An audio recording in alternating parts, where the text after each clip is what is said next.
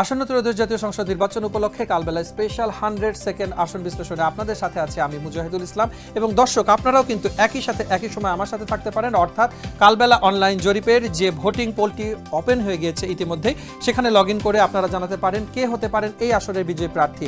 এই আসনটি বাংলাদেশ জাতীয় সংসদের 184 নম্বর আসন, ঢাকা 11 বিভিন্ন কারণে এবারে আলোচিত। তার মধ্যে উল্লেখযোগ্য যে কারণ সেটি হচ্ছে গণ অভ্যুত্থান পরবর্তী বাংলাদেশের এনসিপি থেকে 11 দলীয় জোটের মুখপাত্র হিসেবে নাহিদ ইসলাম কিন্তু এই আসনটিতে প্রতিদ্বন্দ্বিতা করছেন এবং নাহিদ ইসলামের কারণে এই আসনটি একেবারে প্রচারণার অনেকেরই শীর্ষে রয়েছে প্রচারণার। আমরা দেখছি যে এখান থেকে এম.এ. কাইয়ুম বাংলাদেশ জাতীয়তাবাদী দল বিএনপি থেকে ধানের শীষ প্রতীকে নির্বাচন করছেন।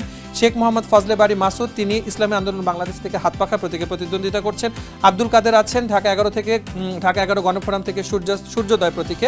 শামীম আহমেদ জাতীয় পার্টি থেকে লাঙ্গল প্রতীকে, আরিফুর রহমান গণ অধিকার পরিষদ থেকে ট্রাক প্রতীকে, জাকির হোসেন রিপাবলিকান পার্টি থেকে হাতি প্রতীকে, Mizanur Rahman national people's party NPP থেকে আম প্রতীকে, কাজী মোহাম্মদ শহীদুল্লাহ যিনি বাংলাদেশ সাংস্কৃতিক মুক্তি জোট থেকে ছড়ি প্রতীকে এবং নাহিদ ইসলাম যাকে নিয়ে আমরা একেবারে আলোচনা শুরুতেই বলছিলাম তিনি কিন্তু প্রতিদ্বন্দ্বিতা করছেন শাপলাকলি প্রতীকে। দর্শক, এই আসনটিতে মোট ভোটার আছেন প্রায় 4 লাখের ঊর্ধ্বে এবং এই ভোটারদের মূল্যবান ভোটে নির্বাচিত হতে যাচ্ছেন এই আসনের নতুন কাণ্ডারি।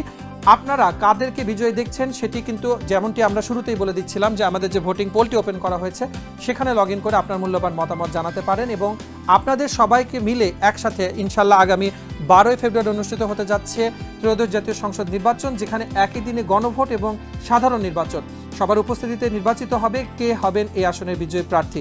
আসন ভিত্তিক তথ্যের বিশ্লেষণে আজকের পর্বে এই ছিল বিস্তারিত। দেখা হবে নতুন আরেকটি পর্বে, থাকবে নতুন সংসদীয় আসন এবং সেই সংশ্লিষ্ট তথ্যের বিশ্লেষণ। সে পর্যন্ত কালবেলার সাথে থাকুন।